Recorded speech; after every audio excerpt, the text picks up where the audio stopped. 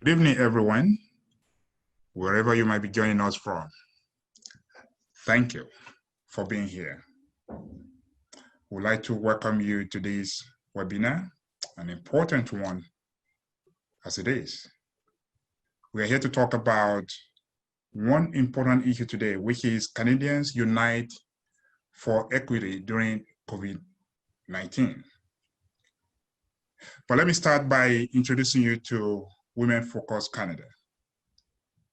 Women Focus Canada has a mandate to address gender violent issues, promote mental health, gender rights and equality for women, for girls, and for all as a whole. So it is not just for women and girls. I just wanted to make that very clear. Having said that, I would like to also say that today we have a group of panelists who are, quite frankly, who are great leaders in our community. And I have to speak to you today, the Mayor of Brampton, Mr. Patrick Brown, who will not be joining us right away, who will come on board later. We also have the Mayor of Markham, Mayor Frank Scarpitti, who will be joining us in a few minutes as well. I do believe that Mayor Scarpitti is here, or maybe he'll be joining us in a few minutes. But we also have other leaders in our community who will be joining us as well. We have Deputy Chief Ingrid Berkeley-Brown. We have Deputy Chief André Crawford. We also have Ms. Frances Bradshaw. Ms. Bradshaw is a senior advisor for the Mayor of Brampton. She'll be stepping in for now while we expect the Mayor of Brampton to join us. Ladies and gentlemen, this is an important moment for all of us. This series is designed to specifically address issues that are affecting people within the Afro-Caribbean community in Canada. Now, this is a difficult time for many people. A lot of people have lost loved ones. Many are separated from family members. Many have lost their jobs. Many have lost their self-confidence and self-esteem. This, quite frankly, is the worst of times for a number of people. But it's been said that what's hit by this COVID-19 pandemic are people within the African community in Canada. Could this be true? Global News had said that basically within the African community, a lot of people, African Canadian community, a lot of people are hit because of their backgrounds, poverty, because of the areas, the communities where they live in. All these things have affected them and has had a devastating effect on them. Former American President John F. Kennedy once said, in a time of domestic crisis, men of goodwill and generosity will be able to unite regardless of their party or politics. Let me rephrase that, or let me modify that a little bit. Men and women of goodwill and generosity will be able to unite regardless of party or politics, regardless of creed, regardless of color, regardless of so many things that divide us. And that is why we have this panel here today to speak to this, because they are our leaders. They are people we look up to. They are people that we believe will help to unite us. So ladies and gentlemen, I'm extremely honored and happy to bring as the first speaker for today, the mayor of a city where I had lived for about 20 years until last month. My family and I lived in this community, a wonderful, beautiful community. We're talking about Markham. Markham is a city that is known all over the world as one of the best in Canada when it comes to diversity. Mayor Frank Scarpitti, who is basically had been a councillor for many years and a mayor in Markham for so many years, up to 30 years now. He's here to talk to us about this topic. Mayor, can you take it away? Well, thank you very much, Johnson, and good evening to everyone. Just great to be here this evening, and thank you for the kind invitation to participate. And I want to say thank you to Dr. Adewale. I don't know if I'm pronouncing that correctly. I apologize. I hope that was close. Certainly, you can correct me later if you can. And I want to thank the Women Focus Canada for hosting these important webinars to raise issues, to connect with the community, and certainly to be able to connect to various leaders in the community, both in and outside of government, because I think sometimes leaders outside of government can be as effective or more effective. And it's just nice to be able to certainly connect with many people right across the community.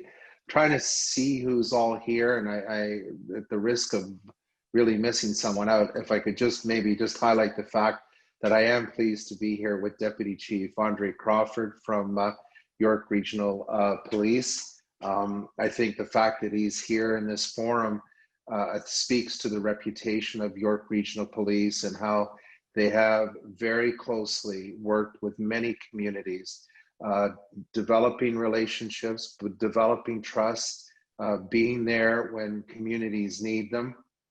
And I really think that this has been a large part of their strength of always being available and not just showing up at the doorstep when there's issues to resolve. So I just thank him. And by the way, I was very both happy for you, but I have to say I was with mixed emotions that I hear that you're retiring, Deputy Chief, but you've had an illustrious career with York Regional Police, and I know that you'll continue to be involved in the community. So I want to thank everyone here for the work that you're doing in promoting gender equality and raising issues, and certainly empowering individuals, particularly women in marginalized communities.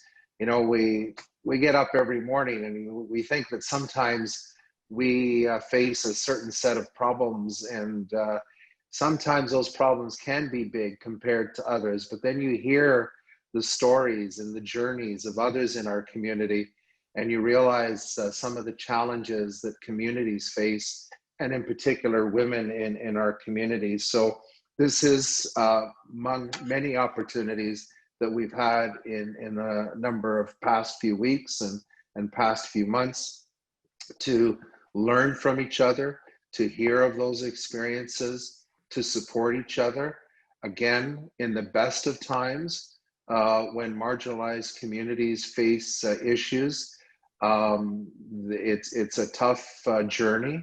And I have to say that the journey perhaps has gotten even tougher with the past several months, with self-isolation, the inability to sometimes meet in person. And I don't know about you, but you know, the ability to listen and to give someone a hug, to be there to support. These are all important things. And I feel we're missing some of that interaction. And for all that we do to try and stay connected, I know there's individuals in our communities that feel even more isolated and apart from the rest of the community because of the challenging times that we live in.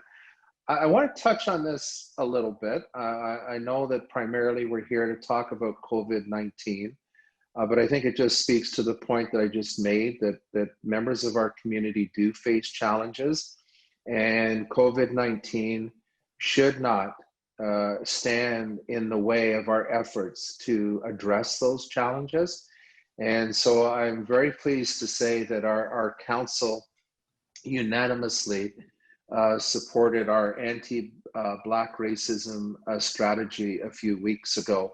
Where we undertook a very strong commitment on several fronts to work with the African-Caribbean community. Unanimously endorsed by our council. We are revisiting. I could spend the next hour, and thank you, Johnson, for that wonderful commercial, but I could spend the next hour speaking to the many things that we've done at the City of Markham to celebrate diversity, to create an inclusive community, to acknowledge the diversity and how that diversity is the backbone of our economic prosperity and our social cohesion. But the reality is there's events, and certainly internationally, but events even here at home that have made us realize, for all the good work that we're doing with in our families, within our organizations, within government, within the community, that we're still not doing enough, that there's issues that need to be dealt with. So our diversity action plan that was actually developed back in 2010 is being updated. And I think it's a wonderful title of our diversity action plan, called Everyone Welcome.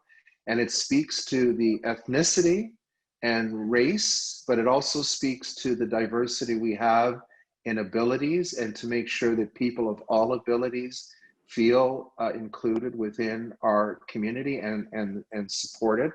That diversity action plan is being updated. And as part of that update, our first consultation meetings will be with members of the Black community. And again, not to spend a whole lot of time, but you know, when you mention how long I've been around, it was back in the late 80s, early 90s, that actually members of the Black community helped us develop the first race relations committee in the City of Markham.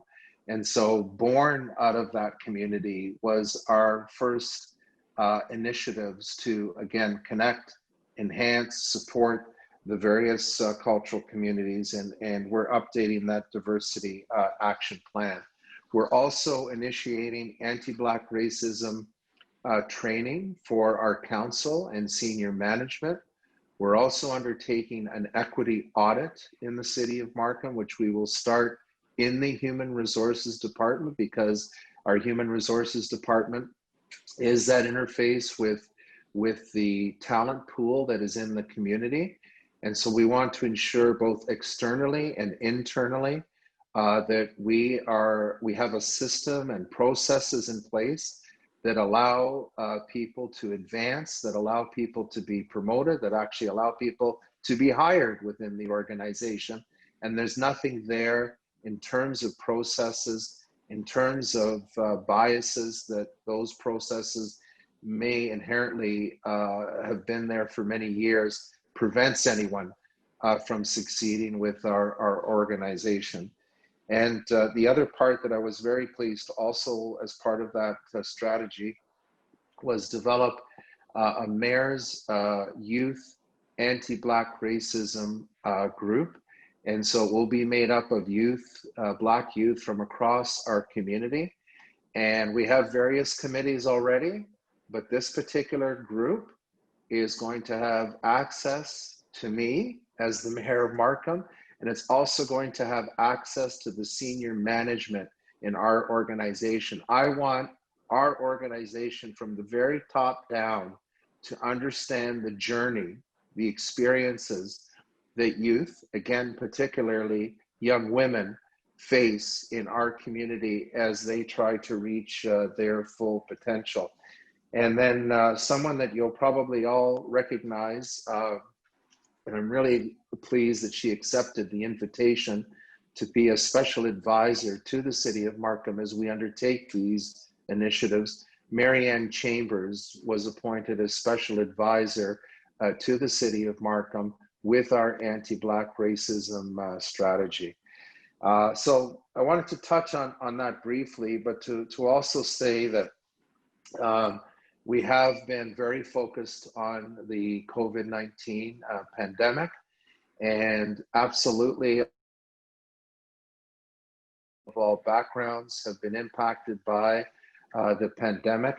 And it's fair to say that those marginalized communities have certainly faced greater challenges during these times. And just to let you know that at Markham Stouffville Hospital, and again, when I talk about the things that go on in our community, it's not always the city of Markham. It is the partnership with York Regional Police. Markham Stouffville Hospital, which is undergoing its own internal processes and review and training to ensure, again, not only the succession of opportunities for their own staff, but also ensuring that their processes, that people feel welcome within the hospital, and there's nothing in place that prevents people from getting the proper health care that they need in our community. So I want to let you know that they're also very, very active. But it is the sad reality that health inequities do exist disproportionately among the Black community. And so it's all of us that need to work towards practicing health, wellness, social economic development, and really tapping into the potential of our youth. And I would just say, admittedly, at the beginning of when COVID first struck, I think all of us felt it was a situation that was tough to comprehend, tough to understand, that we had to change so much of our normal activity and how we interact as a community, but just as human beings. And, you know, you never really stop to think about those types of things, but inherently as humans, we need to make sure that we're there, that we're able to support each other. And so I can only tell you, and the Black community has been a part of this, you know, to see the volunteers that have come forward to prepare meals for our healthcare workers, even though they themselves may be facing challenges within their own household, to see people from various backgrounds come forward and donate over 100,000 PPEs so that our long-term care facilities and participation house in our community and Markham Stouffville Hospital as well had the equipment that they needed to do to truly protect those most vulnerable within our community was more than heartwarming. It just reinstilled for me all the good things that we've collectively done. And yes, we need to do more, but it is during these times where the human spirit is challenged that we actually rise, that the human spirit rises to meet those challenges and to do that together. And I just stand here as the mayor of Markham to tell you that I'm prepared to work with this group and any other group, because our journey is far from over. And we can always look behind us and say, wasn't that great? But I want to make sure we're all looking forward and saying, look what we have yet to do, look what we look forward to. And for that, I just thank you for being here and organizing this tonight, and for the invitation to be able to participate. Thank you so much, Mayor Scarpitti. Well appreciated. We have a couple of questions for you, and I know you have to run, but if you just hold on for a couple of minutes to answer those questions, that would be great. No problem. All right. I will start. I have a question. Then thereafter, Rowena will ask a couple of questions. I'm a big basketball fan, Mayor, and we all witnessed what happened last year with the Raptors, right? Winning their first NBA championship, and that brought us all together in this country. Canadians from coast to coast were coming together and rooting for the Raptors, and I recall rather what Magic Johnson, a basketball great, said. He said, when you face a crisis, you know who your true friends are. Mayor, what should Canadians do to help each other as true friends will do for one another? What should we do that will unite us as true friends? It's one, this is a great question. And by the way, your reference to sport, I didn't know where you were going with this question, but I speak about the human spirit, and sports, I think, is just before I get to the question, a great unifier. It doesn't matter where you came from. It doesn't matter your social or economic status. It doesn't matter your race, your cultural background, where you went to school. We've seen so many examples of how sport can lift the human spirit and be that equalizer. And we have so many examples. Again, I'm not going to go on, but a couple of names like Andre DeGrasse, who came out of nowhere, wanted to be a basketball player, by the way, and found his true talent was on the track. Felicia George, an incredible representative of our community and of the Black community, who's not only set records as a hurdler, but changes from summer to winter sports. And I find it offensive. By the way, this is an organization that should work on this. They call it the two-man bobsled, and it's two women that are in there. So we got to get that changed and talk to the Olympic Committee about that. But inspirational, right? When we see these individuals who give of their heart and soul, we don't race, color of skin, all of that disappears, and we get inspired by these people, and they have their own stories to tell. It's not all been a bed of roses, I will say, for some of these athletes who again have risen to the occasion. But to your point, I went to the Black Lives Matter rally that was organized by Sydney, who's now part of the youth committee. And I went, obviously, you kind of inherently go because you want to go to support the cause. But for me, what you said friends. What struck me was hearing some of the experiences of people within our own community. And I have to tell you, it was one of those moments that was kind of a bit of a punch in the gut, because when I hear from individuals in our community, people that I've known sometimes for years, they kind of often say that sometimes your family doesn't get treated as well as people because you just take your family for granted. I got struck by the fact that people that I considered part of the Markham family were telling me some things that they never told me before. And it was a kind of a punch in the gut to say, holy mackerel, we've got more work to do. And so I would say, I'd go beyond friends. I'd say we're part of the Markham family. And when there's a member of our family that has an experience that shouldn't be an experience in Markham, then it's a call to action. No more than it would be if we went home and we found a family member who needed help with something or went through an experience. To me, it's the same thing, that when we see someone or a group of people who are having an experience in our community that speaks to the fact that the very essence of our community and what we work so hard to do is being challenged because they are not getting the experience we thought they were, that's a call to action for me. And so, yeah, absolutely. I would go beyond friends. I consider it family. And when family is hurting, then we got to think of a way to, what can we do to change that experience? What can we do to support that member of the family? And again, a very simple question, but I will say a very complex answer, because you're talking anything from health.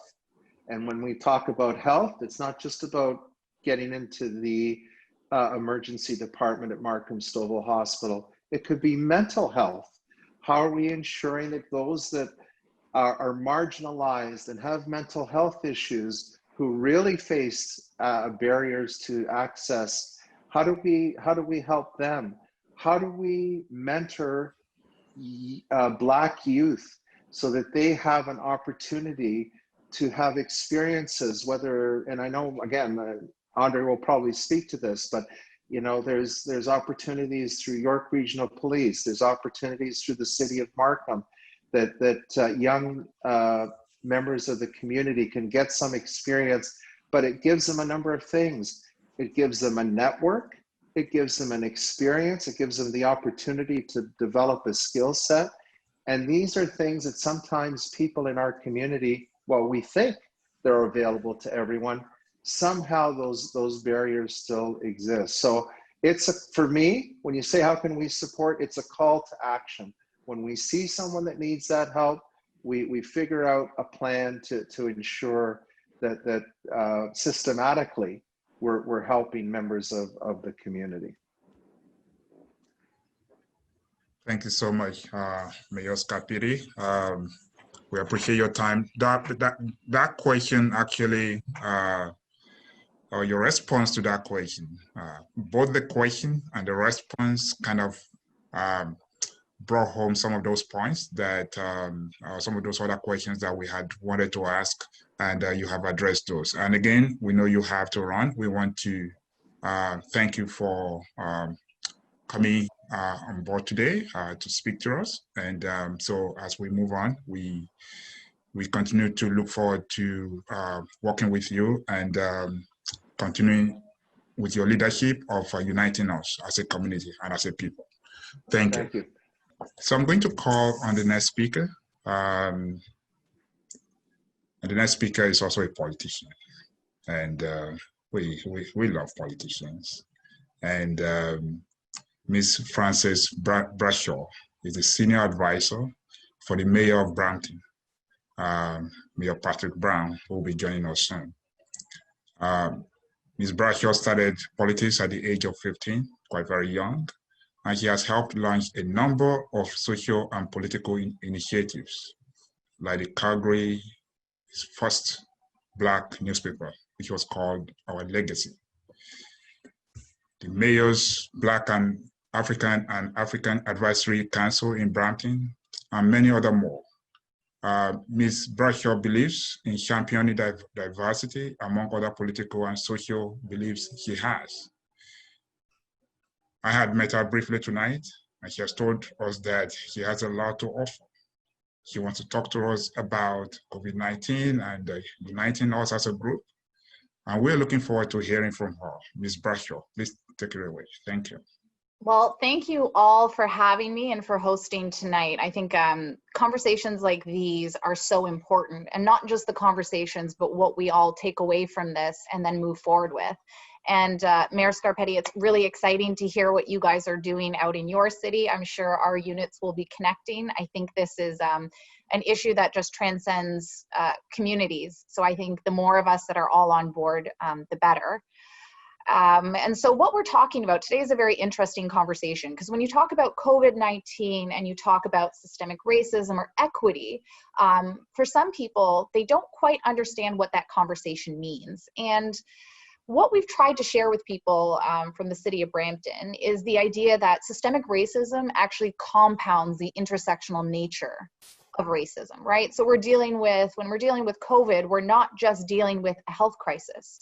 It becomes an economic crisis. It becomes a crisis for youth. It becomes a mental health crisis.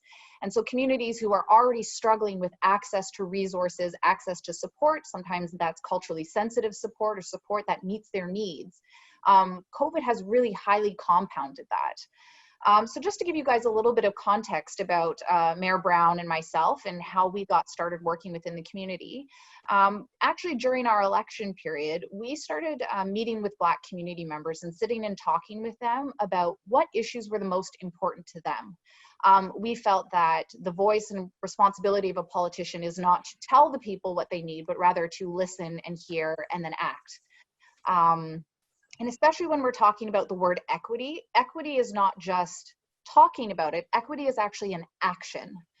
So you can talk as much as you want, but until you've actually acted on such equity, all you have really is a theory. So what we did is we created a 10-point plan, which was actually designed by Black, African, and Caribbean community members from different organizations, different walks of life, who shared with us, stories just like Mayor Scarpitti talked about, of struggle, of inequity, of lack of opportunity. And so we asked the community to tell us what they wanted to see. And so we have, from that, upon our election, we launched the Mayor's Black Advisory, which I'm excited to say was the, I believe, first ever Mayor's Black Advisory, I believe in Canada. And this was a group that is designed, equity was a big part of how I designed the group with the mayor. So rather than, picking and choosing those with PhDs and those with lots of experience, like many of us really at this table, we actually reached out to average everyday Canadians and community members. Because if we're wanting to represent people, when you're talking about equity, having a meeting during the day at City Hall is actually not equitable, because there's a lot of people within our community who have opinions, who have things that they want to contribute, but because of the nature of our industry, don't get that access. So we would ensure that our advisory is made up of Black community members from Brampton, and that is the only requirement. So what we do is we meet monthly with community members on a variety of topics. And so this was happening way before COVID.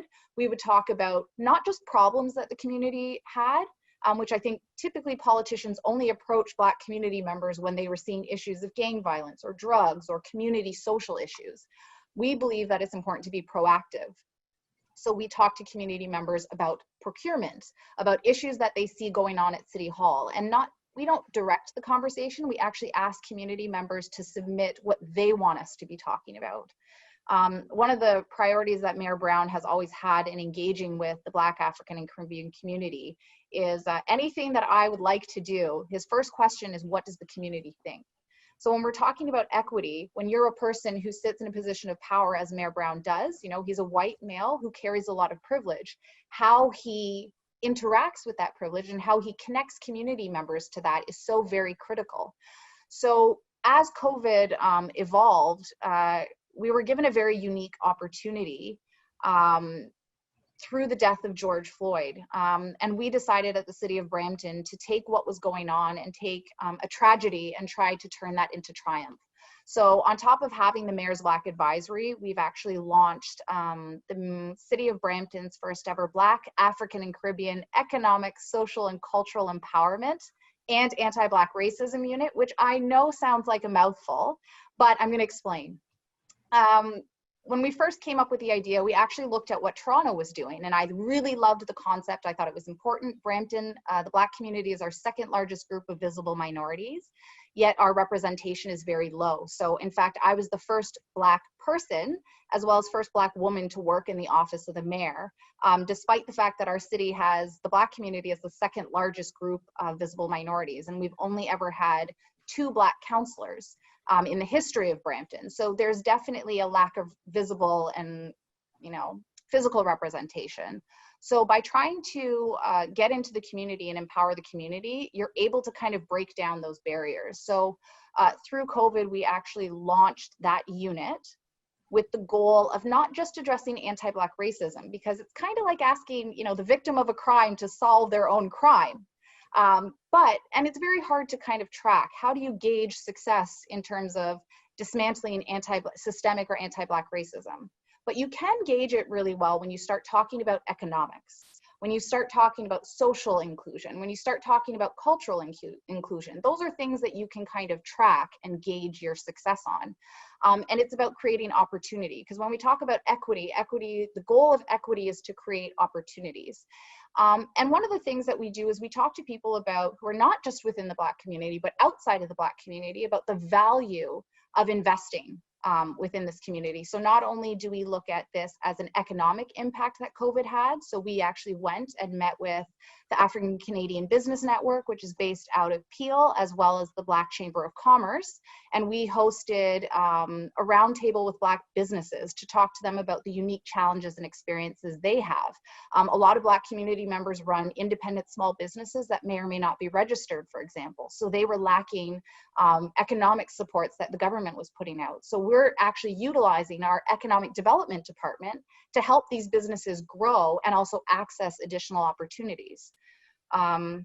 So a lot of the times it's not necessarily creating something new, but making sure that everybody in the community has the same opportunities to access it and breaking down those barriers. So changing meeting times, asking. So a lot of the times us in politics will build something beautiful and then we forget to invite people in. So we spend a lot of time trying to get community members engaged and involved. To get the message out, but also to hear back feedback. So we talked to a lot of community members during COVID about healthcare concerns. And we're happy to say that the region of Peel collects race-based data around COVID to be able to understand the intersectional factors that can play a role so that we can better impact families and communities that are experiencing challenges through COVID. We created a social task force, so we actually created food resources that we'd be able to push out into the communities. And we've also looked at creating more jobs and opportunity at the city of Brampton. You know, government often carries a large responsibility, and creating more opportunity is a critical part of that. So for example, our fire department has over 400 or 500 firefighters, yet only 5 or 6 of them were visibly Black. So we actually did our first Black firefighter recruitment session last week. 900 people signed up. So this is the potential of growing our fire department into being diverse and to being dynamic. But when we're talking about equity, not everybody necessarily had the opportunity to become a firefighter. So how do you balance that out? So we're also looking at creating opportunities for those who may meet a lot of the qualifications that we have to become a firefighter, but don't quite have the technical skills. We're working on creating opportunities for them to be able to enter into the fire service with the support of our department. So I think there's a lot of great, as much as COVID has created challenges, it's also created opportunities. Just prior to COVID, Mayor Brown and myself actually returned, did an economic development trip to Nigeria. We have hopes of going to Ghana and Kenya next year because we believe that, you know, we're talking about a global pandemic, but there's also global opportunities. We see a lot of people looking for new trade opportunities. So we can turn that over and look at Africa and the Caribbean as trade partners, which leverage a lot of our local community. So I think if we focus a lot on creating opportunity and giving community a seat at the decision-making table, our COVID recovery is going to be stronger. I think there's a lot of opportunities and growth we can take from this, but bringing the community together is the responsibility of people like us. So we're looking forward to your support. So if anybody has any questions, we're always happy to help with the City of Brampton. Thank you so much, Ms. Bradshaw. Well said. The takeaway from that, for me and for everyone listening to us, will be action, action, action. And that is important. There's an African saying that if you think you're too small to make a difference, you haven't spent the night with a mosquito. So it's not about how little an issue is. We might look at something and say, this is too small, it wouldn't make a difference. But every little thing we do, every little action will make a difference. So I'm not suggesting that anyone should spend a night with mosquito, but you know, I need to move on. I'm going to call on the next speaker, Deputy Chief Ingrid Berkeley-Brown. She's a retired Deputy Chief of Peel Regional Police, and she joined as an officer in 1986, and 34 years later, she retired as a Deputy Chief. She made history as the highest ranking Black police officer, female police officer in 2013, and has been referred to as a trailblazer. I do believe that we'll have a lot to learn from her wealth of experience. So Deputy Chief Ingrid Berkeley-Brown, if you can speak with us, thank you. First, I want to extend my thanks, Johnson, for the words and the introduction, and of course to Dr. Adewalia and Women Focus Canada for inviting me here tonight to be part of this panel. And I was asked to speak about leading during crisis. I think as a police officer, one of the first things that police officers will be able to recognize is, and maybe the public don't understand this, is that police officers at all levels deal with crisis on a regular basis. But the one thing that I can say is that in my 34 years of policing experience, there's been no larger crisis in policing than we're experiencing today. And that is not just the COVID-19 pandemic, but also the call for reform in policing. I think those two things are in place, and they will be, they are in place to hold leaders accountable for their action. And I can say that as a recently retired police officer, I had occasion to work within my police department during the early days of the COVID pandemic. And tonight I hear Francis and Mayor Scarpitti, but you know, Francis, and of course, coming from Pila, Patrick Brown is the mayor of Brampton. But you know, there's a lot of talk about challenges, and COVID has shown that this is an opportunity. This is a time when police leaders and leaders all over the country can use the challenges of COVID to, you know, provide opportunity and bring about change. And I think it's important that we don't just talk about it, but we need to see the action, and it needs to be manifested in some form of action, right? Because that's when we will realize the true impact of it. So one of the things I wanted to address for me personally is, you know, 3 qualities or 3 actions or whatever you may call it that I think is critical for today's leaders to be successful during any type of crisis. And certainly coming from the policing perspective, what I'm going to say, I also believe it's transferable, whether to the nonprofit businesses and even to our political counterparts. I think the one thing is that leaders must be visible during the crisis. Leaders must be honest and open, and leaders must be willing to embrace change. We know that things are changing rapidly, and it's important for that. And I'll keep my comments short.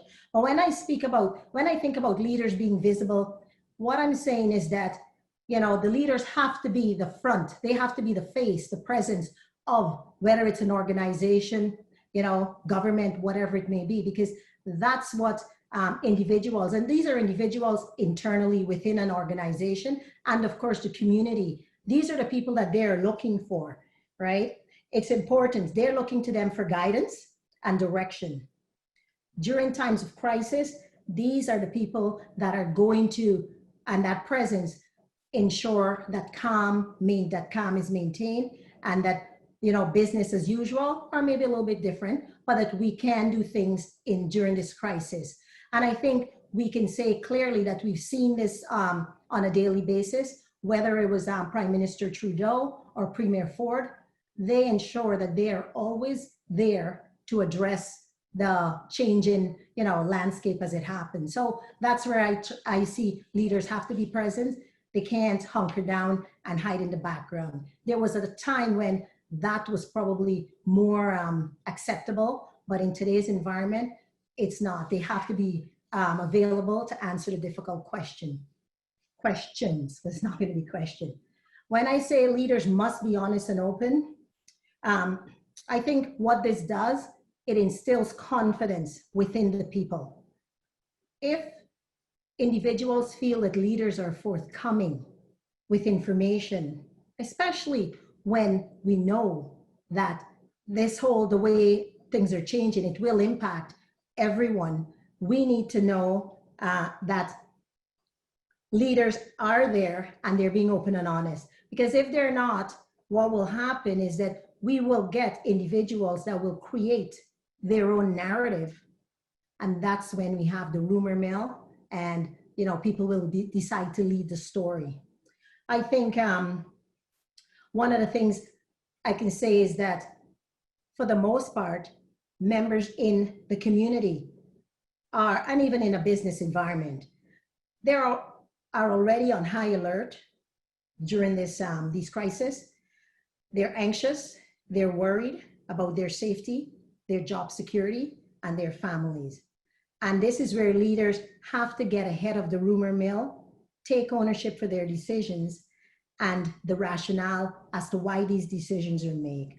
And an example of this will be where in today's environment, it is important, and I'm going to speak for not just police leaders, but leaders even above and beyond that.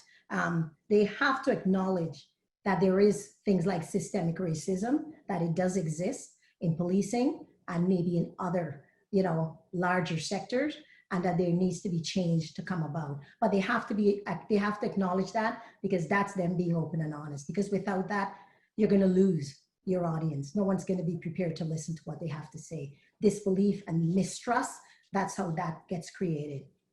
I think one of the third thing I wanted to say is the importance of leaders must be prepared to embrace change. With the complexity of today's situation and the speed of change, leaders have to recognize that the one thing is they cannot do it alone. We know that social media is out there.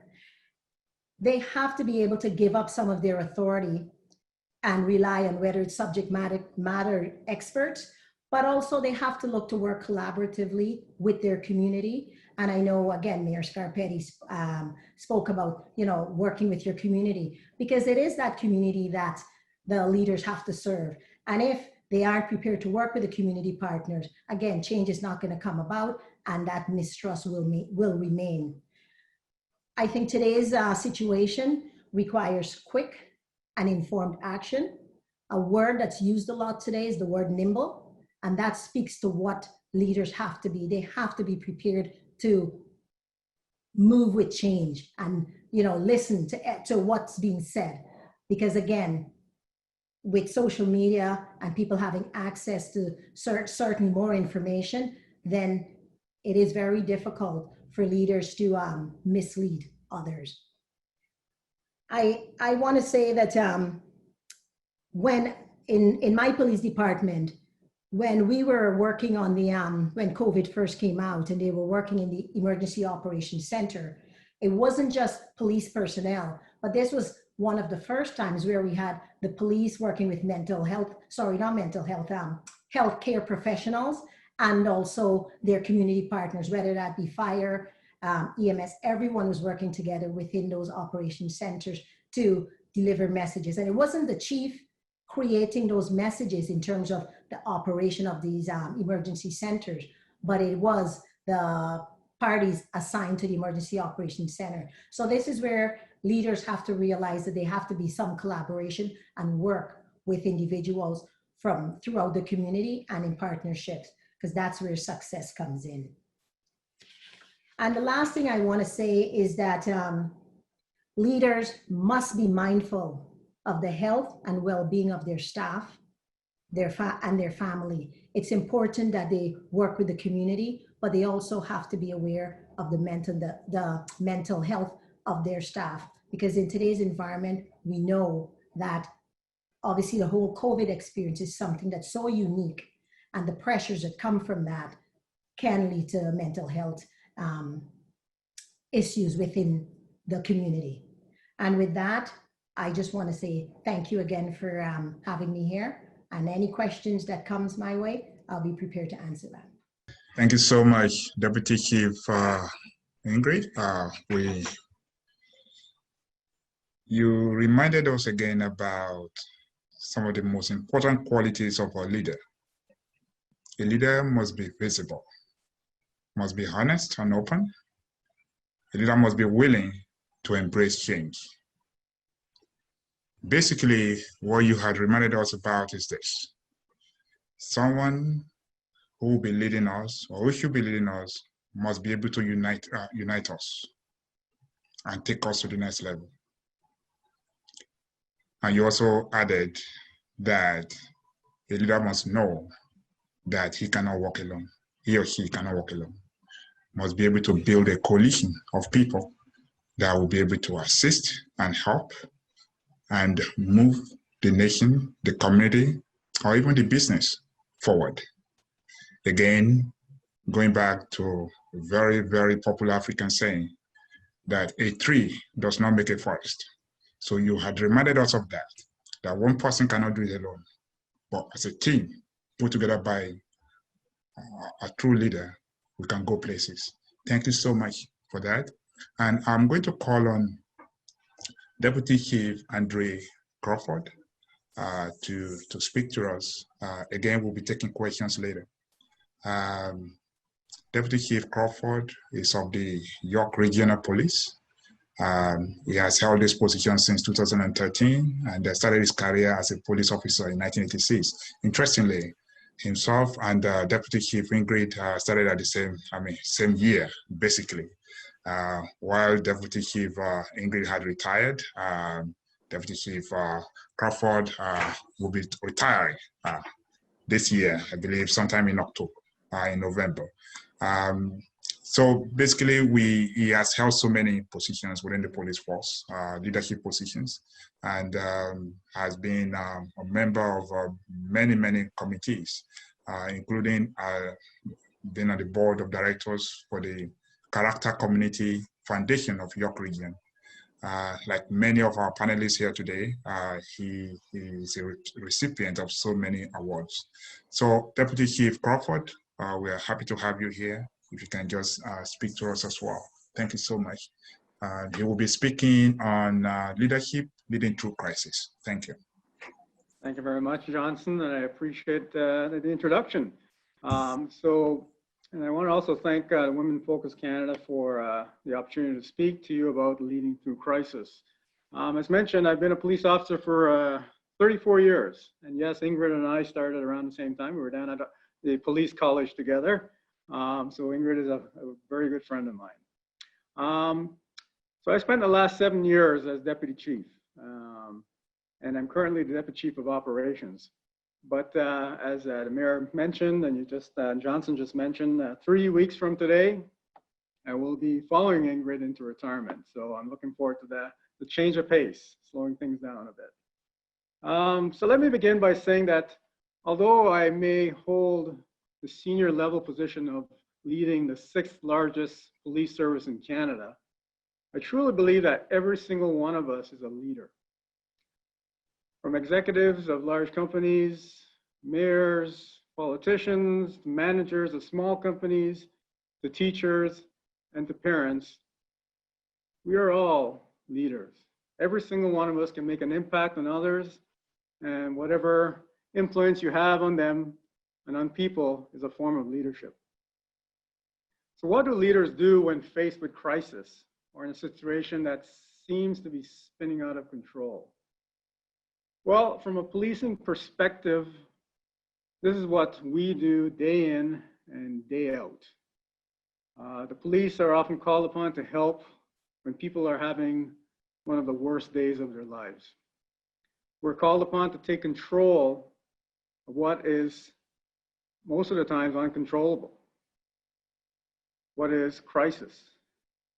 As a leader, it is these times that I get back to the basics and I focus on what's important now or in the moment. What do we need to do now to ensure that we can control an uncontrollable situation? It's getting back to the basics and then asking others to do their part in dealing with the crisis. It was already mentioned about working with our community, but in an organization such as ours, it's also reaching out to the people that you work with day in and day out. And a lot of times, the easiest way is to get back for an organization like York Regional Police. It's easy getting back to what is our mission. So for instance, when COVID hit us in March, we were faced with a crisis just like everybody else. We were presented with what to do with 2,400 members of this organization, because even though everything was shut down, we knew that the police, we couldn't shut down. We needed to be in the community, delivering the services that we were expected to be delivered. So, as mentioned before, a leader has to be up front. And a quick assessment of the situation clearly showed that despite whatever was going on, the services that we had to deliver needed to be maintained. So we focused on our basic mission. What is our mission? Our mission is public safety, to ensure that everybody in the community, in all our communities, all our diverse communities, are safe, especially in a time of turmoil, panic, pandemic, and crisis. Even though we're in crisis and right in the midst of crisis, our mission is to continue to keep our communities safe. Equally important for us as leaders was keeping our officers and our civilian members safe from the virus. Because you can well imagine if none of us in the organization are safe, then we're in trouble, because then we won't be accessible to take care of our community. So it meant empowering our members to come up with different ways of doing business. And this is where you have to share your leadership. This is where you have to say, I may be leading here, but there are other people who can lead as well too. And I may not be the smartest person in the room because there are a lot of other people that are smarter than me. So you empower people, give them the opportunity to be leaders in their own right. So for instance, the redeployment of our officers. We had to quickly come up with a plan to redeploy our officers so that if the virus were to hit us, we wouldn't lose all of them at once. So it was all about making separation, as much separation internally and externally. So what we did, we put officers in the reserve. We tried to separate our own officers to ensure that they kept themselves safe. We had to make sure that officers were ready to deploy anywhere and any time. So by putting officers in reserve, and those that were working, if some were to get sick, then we quickly were able to replace those with the officers who were in reserves. For us, this had never been done before. This was something new. And Ingrid talked about change. It was a change, a huge change for us. And the big thing about a leader in crisis is managing through change. It's so important that you're able to keep calm and manage through change while others around you are questioning you as to why the change, because people like to fall back on what they know and do best. We had to refocus our efforts on getting more PPE and ensuring that we had sufficient and ongoing supply for our first responders. Who knew that we'd need to get our purchasers, like some of our most important members at that point became our purchasers who had to go out and find PPE. Again, something that we never dealt with before, and another challenge for us as leaders. So again, you call upon the people, subject matter experts, the people who know their work to come through for you in a time of crisis. And you have to have confidence in what they do each and every day. We had to quickly rethink our policies around working from home. We work in an environment where security concerns are of the utmost importance. We cannot allow security to be diminished or for information to get out into the public or into the community because it may affect somebody's life or their careers. So we don't usually have anybody working from home. When Premier Ford said, go ahead and send people home, and again, from a point of view of safety, it was the right thing for us to do.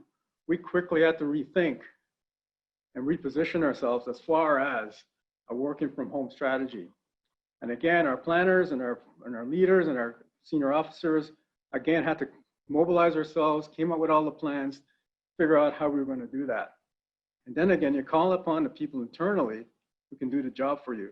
And that was our IT division, because the technology needed to go away with these people for them to work from home and ensure that even though they were working from home, there were security measures in place to ensure that we kept that aspect of our business under wraps. And then that's where our purchasers, again, came into be important because they had to go and buy laptop computers, headphones, on and on it went to ensure that we could carry on business, not just in our buildings, but now out there externally. So there was a whole host of other issues that came up that we had to deal with. But again, it came down to dealing with change, managing change to ensure that we got the work done. So the key part of this was all about communication. And for a leader, you need to make sure that you use communication to the utmost. You have to communicate to lead through crisis. So again, we provided daily communiques and provided clear information even more frequently than when needed. ongoing communication, and not just from anybody, it was coming from the top, coming from the leaders in the organization to show that we were invested, we cared about our people, and we were leading them to ensure that they were safe and that we could carry on our business as usual. So, as Ingrid said, we made ourselves present and accessible at all times. You have to lead by being out front. We demonstrated that we were in crisis together. It wasn't just everybody else out there, but it was all of us. We were in this together. And we provided guidance and reassurance that we would all get through it successfully as a team. Not individually, but as a team. We could all do this together, everybody coming together to do their part to ensure that we could get through the crisis with no issues. And there were issues, but we had to work our way through them. I'm pleased to say that an organization of our size, and I mentioned that before, 2,400 members, we only had 8 members contract the virus because of everything that we put into place, both internally and externally as our officers went out into communities. And those 8 contractions were outside of the workplace. So it wasn't as if we were out in the community and got it from anybody. They actually were community spread from somewhere else, and our members got it that way. So it was a success for us to keep our people safe. Our goal was to keep our folks safe, and that was met. That was the utmost of importance for us. So how do you lead through crisis? From my experience, you can successfully lead by doing the following. Face the situation without hesitation. You gotta take a deep breath, and then you gotta get to it. Be truthful and transparent. Again, Ingrid mentioned honesty. You must be truthful, you have to be transparent, and tell your team that the task at hand won't be easy.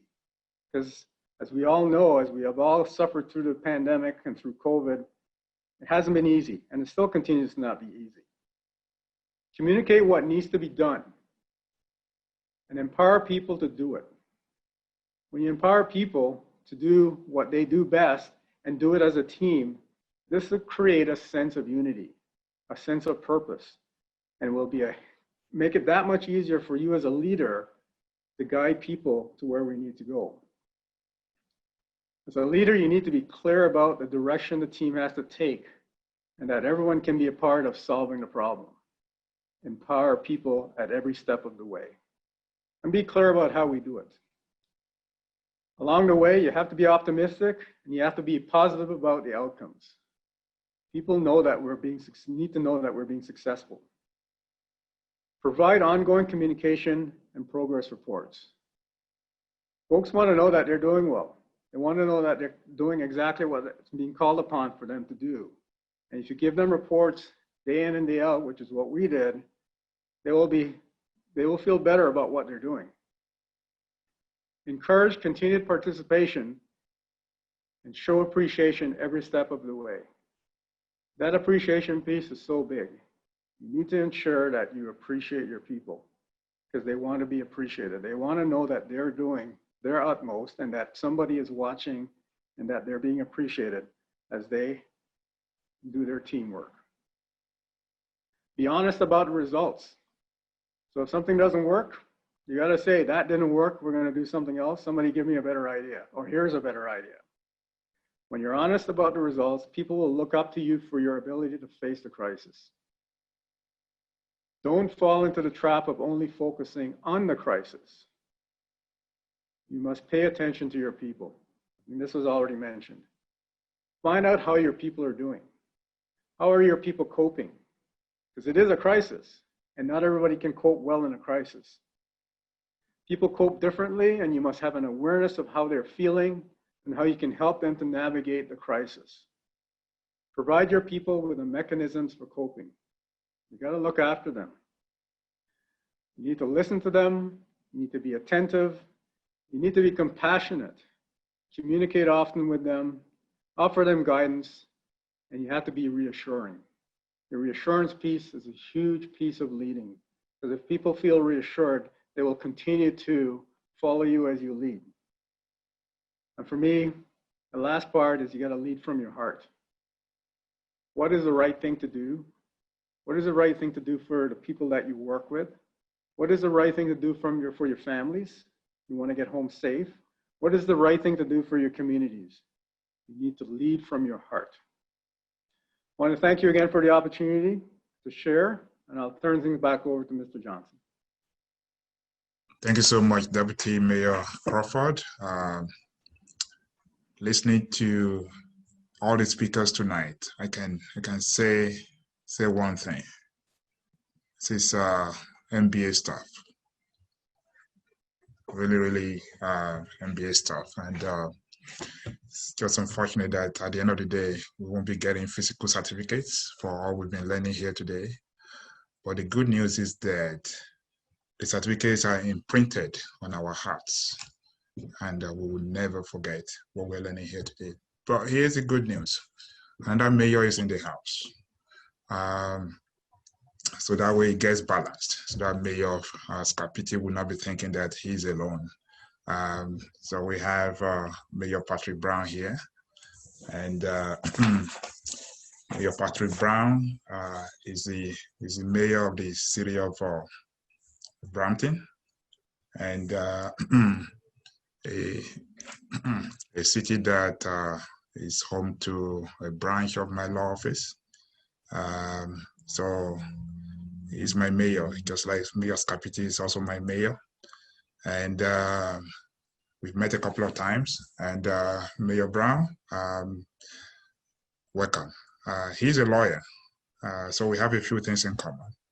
And he practiced law for many, many years. And he's been involved in government for quite some time. Elected councillor in Barrie in 2000. Became a member of parliament and leader of the Ontario PC party in 2015, and he was also the education critic. And so I can't keep going on about his bio, otherwise we won't leave here tonight. So Mayor Brown, if you can speak to us tonight about Canadians uniting through this COVID-19 pandemic. Thank you.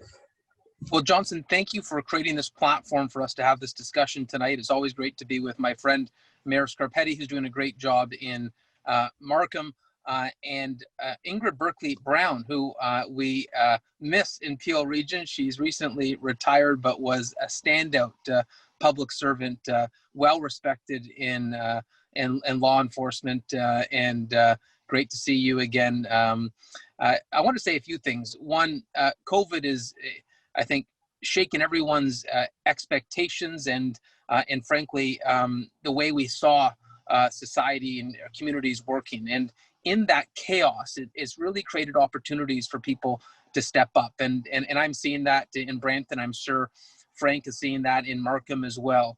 What you see in a pandemic is it really highlights the inequities, and with that it puts pressure on the system in a way that we haven't seen before. And so where there are challenges with homelessness and poverty, it's exposed more in a more fulsome manner during the pandemic. And what we're seeing during this period is frankly the responsibilities we have to address some of those inequities. And you know, you see it in Brampton when you go to a Knight's Table or a Regeneration, which are on the front lines of those most in need in our community. You see that with fragile employment, where people are living paycheck to paycheck when they've lost their job. It's really put people in not just a health pandemic, but economic chaos. And in that chaos, I think government is looking at things from a different perspective. I certainly know we are in Peel Region. And I think we're going to come out of this pandemic, whenever that vaccine does come, with a different perspective on the responsibilities we have in government. And there's been so many unsung heroes. You know, when you talked about heroes before, we probably talked about sporting heroes or comic book heroes, or but now we're talking about an appreciation for those transit operators, an appreciation for those frontline healthcare workers, an appreciation for those first responders who are still, facing a greater risk. And so it really has been fascinating as it's recast the way we look at our responsibilities in government. And I know Frances Bradshaw's on this call. She's playing a senior role in the city of Brampton. And one thing that we've done during this pandemic, because in the midst of this pandemic, there's been a real discussion on equity and frankly systemic racism. And one thing we did in Brampton is we actually created an anti-Black racism unit to look at every aspect of our civil service and say, where are there barriers? Where can we remove those barriers? If we're looking at things and doing things differently, it can't be in the same old fashion. And so, we're having a really interesting time at this introspection right now in Brampton. And I always say there's no monopoly on a good idea. So if you ever have suggestions on how we can better serve, or if there are examples that you see of inequities that we should be addressing, we've got a young progressive council. I guess I can still call myself young. I'm 42 now, but we've got a council that a bunch of people who are elected for the first time in their 30s, and they're really keen on, and frankly, it's the most diverse council we've ever had in Brampton. And so, we're really looking at doing things differently. And so for those watching at home, know that we're eager to learn and eager to look at things from a different perspective. And that's why when we have discussions like this, we welcome the opportunity. And, when you have an array of speakers, it gives you that example to look at how different municipalities do things. I know with Mayor Scarpitti, frequently I look at what he's doing in Markham, because I think we can all learn from each other. And it was Mayor Scarpitti who was the first to really do a push on personal protective equipment and how public health was looking at that differently. And that caused momentum to do that throughout the GTA. And so that's when we have platforms like this, we can all learn from each other. I had a great friend in the Sikh community in Brampton who told me, God gave you 2 ears and 1 mouth. Listen more than you talk if you want to be a good public servant. So I think that pretty much summarizes my my input tonight, but looking forward to learning from all of you. Thank you so much, Mayor Brown. And thank you for giving us a message of hope. You said we will come out of this pandemic. That's important. And I would also like to say that one of the key things you said, which is important, is the fact that in Brampton, you have created an anti-Black racism unit to look into where there are barriers to Black people and how that can be addressed. And you also said something that is also important, that basically you continue to consult. And it's always important for leaders to continue to listen and to consult. So thank you for that. And I hope you will hang around to answer a few questions, because we have some questions coming up. So Rowena, you have a couple of questions, so we can get started. Thank you. So a question that has actually come up is a lot of cities have poverty reduction strategies, and I was actually involved with the one in Toronto when that was put through over 5 years ago now. And what was very interesting about that was that it was voted in unanimously, and then there was basically no money to implement anything. And I think something that's come out of this discussion is it's so important that action is something that follows discussion. So it was voted into place, but there was no money for anything. But in the same session, it was announced that there was more money for the police budget. So there's no money for anything else, but there was more money for the police. And I think sometimes that's where some of that conflict arises. And I was wondering if anybody would like to sort of comment on that. Sure, I'm happy to offer some perspective on that. We have a system in Canada that sometimes makes change difficult. And you talk about addressing some of the challenges we have with poverty. A lot of that can be done through development and building more affordable housing. Well, the federal government will dictate how much funding is available for federal government. The provincial government has a board that oversees municipal development applications. So even if a municipality says they want to have inclusionary zoning, they can lose out because of the provincial appeals board LPAT. If a city council says no to a police budget, then it goes back to the board, and the board can appeal it to a provincial board that almost on every occasion has approved a police chief's appeal to that appeal mechanism. And so I think one of the things we struggle with is there's institutional protections of the status quo in our systems of government in Canada. And so even when you have cities that want to make change, there are institutional roadblocks that are taking time to change. And I know Mayor Scarpitti can talk about some of the challenges. There could be developments that you want to stop, but you lose on a provincial level. And so sometimes when you really break down into how the systems of government exist in Canada, there are challenges to creating change. Not to say we're not going to keep on trying, but there are some institutional challenges. Okay. Thank you for tackling this challenging question. Johnson, I believe you have a question now. Yes, and my question will go to Deputy Chief Crawford. And specifically, this will speak to the police. I have a quote here. It says, "Something good comes out of every crisis." That was Dave Galso, a prominent American author.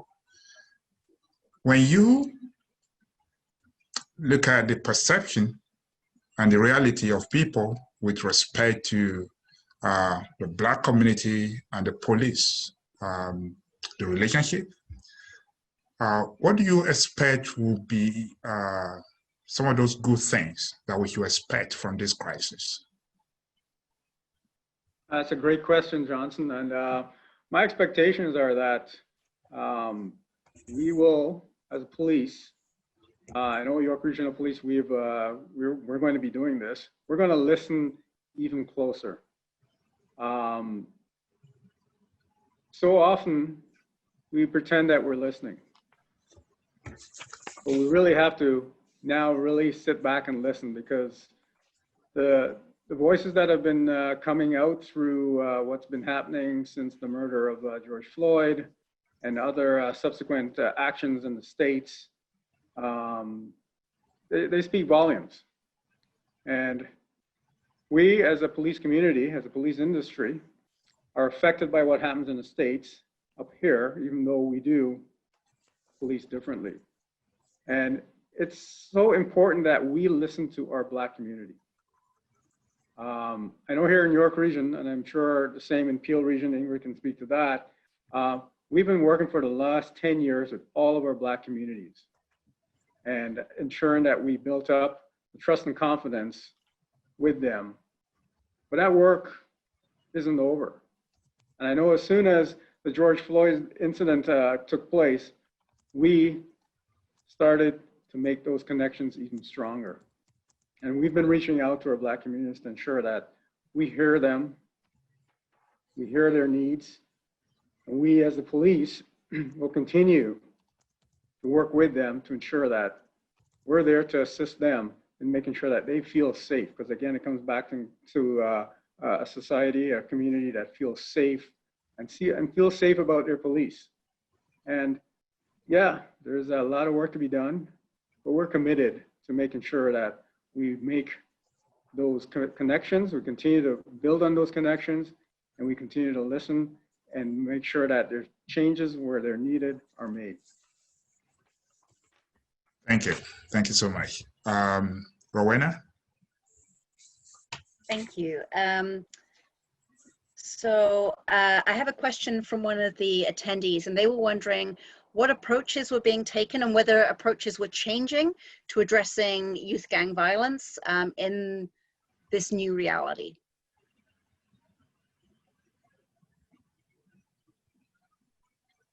And that's open to anyone who wants to answer. So I'll start off, and youth gang violence, So it's a reality that we in the police industry have been dealing with for many, many years. And, you know, we understand that it needs to be, again, to give people this sense of surety that they're safe, it needs to be addressed. And we are going to, again, be working in communities to try and find the roots, find out what's the roots for the violence. Where is it coming from and why? Especially with our youth. There is, you know, we can't police our way through this. We can't arrest our way through this. We need to find out what the root problems are, and we will be there to assist the community with those problems. But it needs to, again, reaching out to everybody in our communities, Black communities, all the different diverse communities, to assist us, for us to assist them in figuring out how collectively we can address the problem. And if I can respond, am I open? Yes, Okay. you are. So I'm going to go back to the previous question where Johnson spoke about what are we doing, you know, police organizations doing to work with the Black community. I mean, this is not a new discussion. Back in, I think about my career, and I'm not sure about Andre's, but back in 1992, Peel Regional Police had a race, back then it was called Race and Ethnic Relations Bureau. And I can tell you, I made that decision to become a member of that bureau, because for me, when I joined policing, it was about community relationships. It was about building bridges, right? People don't always want to hear that. So today, and back then it was just 2 members within Peel Regional Police that encompass our diversity bureau. It was not a popular position. No one wanted to apply for it because it wasn't homicide or it wasn't drugs. But you know what? As a Black woman, you know, I know my my ethnicity, my roots. I made that decision to join that unit because I saw the importance of developing those relationships. Today, I speak for Peel Regional Police. That diversity unit now encompasses, there's over 10 officers assigned to it. So I know that policing agencies, and I know it's more than Peel, are working vigorously to mend, embrace, build those relationships. I think pretty much every police agency within Ontario have a Chiefs Advisory Committee, and there's always pretty much a Black Chiefs Advisory Committee. So there's a lot of work being done within the police department. It may not always be visible to you know, everyone within the community, but it is being done, and there's concerted efforts that are being made to build those relationships. And I mean, I myself, now I live within the region of Waterloo, and you know, we're getting there now, right? Because our community, the demographics is changing. And I'm looking forward to the time when not just me, but you know, my kids are now grown, they're in their 30s and 20s, but for my grandkids, that I don't have to be telling my grandson, don't be out at night at a certain time. If you're pulled over by a police officer, you know, behave this way. So there's relationships that's being built, and it was being built since 1992. It is not new. That's just kind of what I wanted to say to that. Thank you so much. Well said. Mayor Brown, I have a question for you. In most crisis situations, it's been said that such situations are opportunities to either advance or to stay where you are. I love music because I believe that music heals, brings us together, just like sports. In another year, when we look back, do you think we will be singing a song of advancement or a song of stagnation? What kind of song do you think we'll be singing in 1 year's time? I tend to be optimistic, so I think we're going to be singing a song of advancement. I think this has forced everyone to address challenges that exist. And let me give you an example. You know, we are, like it or not, we're in a global economy, and storefronts that depended on sidewalk traffic have had to adapt to having a digital storefront. Those changes are going to be helpful over the long term. That investment in their digital infrastructure is going to be helpful. I look at the court system right now. It used to be that people spent their whole day at the courthouse, and now you're seeing modernizations in the judicial system in Ontario that frankly would never have expected. You know, the fact that they're using technology now to have legal proceedings. This crisis has forced the advancement of society in terms of the use of technology at rapid speed. And so I hope when it comes to how we operate as a society, we'll be talking about advancement. In terms of equity, I think events have caused some serious introspection right now. And I hope those events are not momentary examples of collective grieving, but rather they'll have led to more permanent change. Thank you so much. Rowena? Sure. So I have a question this is open to everybody.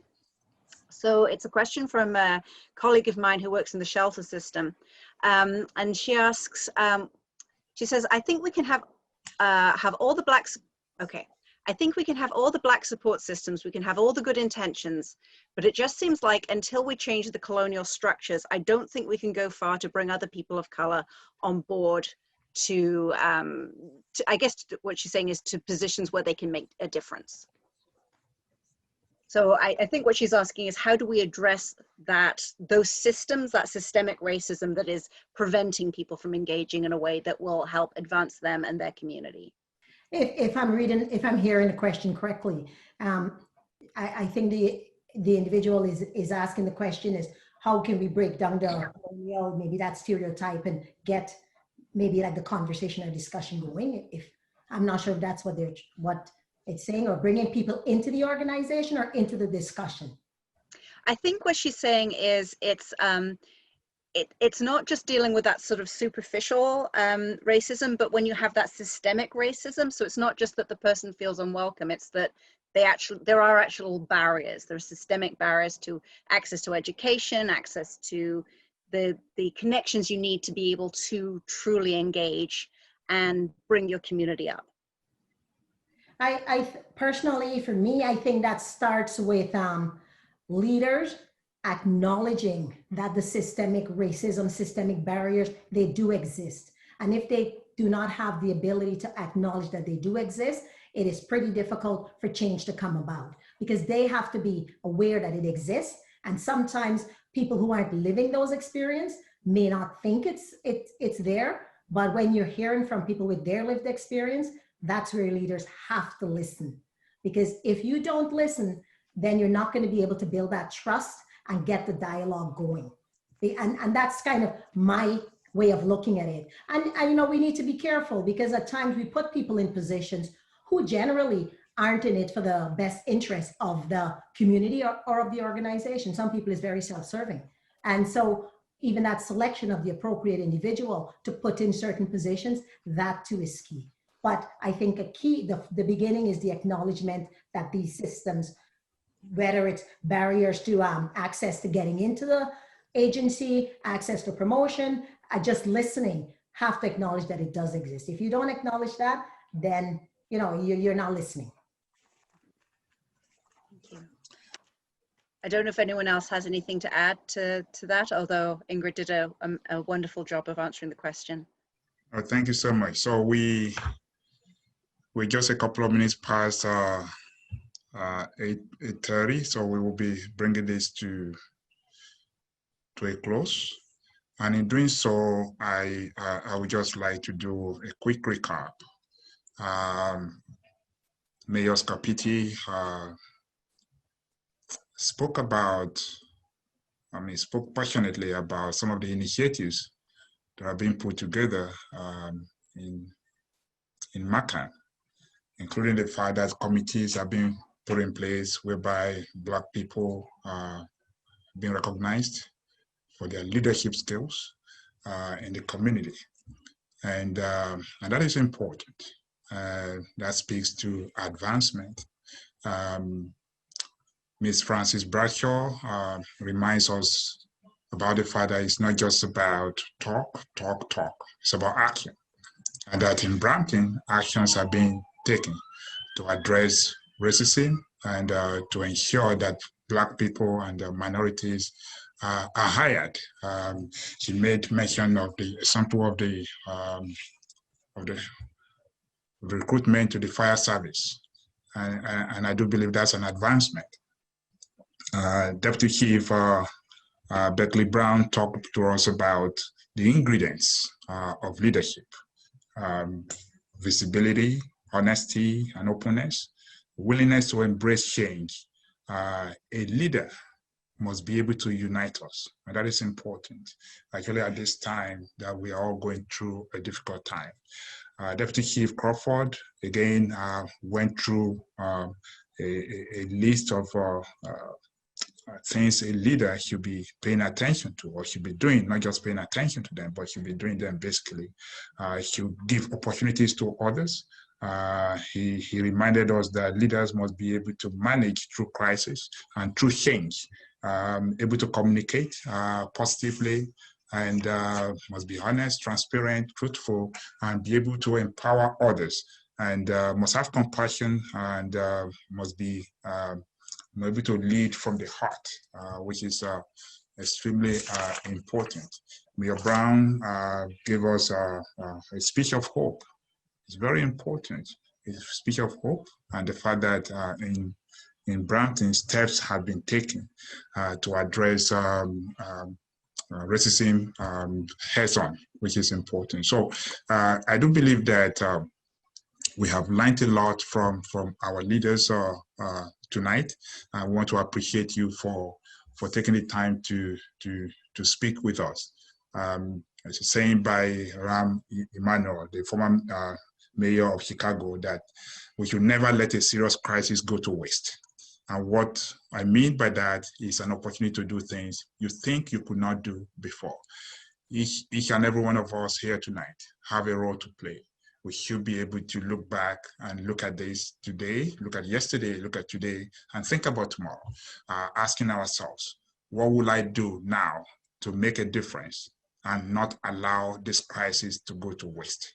And it's my hope that when we look back in a year's time, that we'll be able to say that we have advanced. So that song that we'll be singing, just like Mayor Patrick said, will be a song of advancement. And so with that, I'll bring this to close. And once again, I would like to appreciate Women Focus Canada for organizing this in partnership with Red Cross. And it's been a wonderful evening, and have a great night, everyone. Thank you.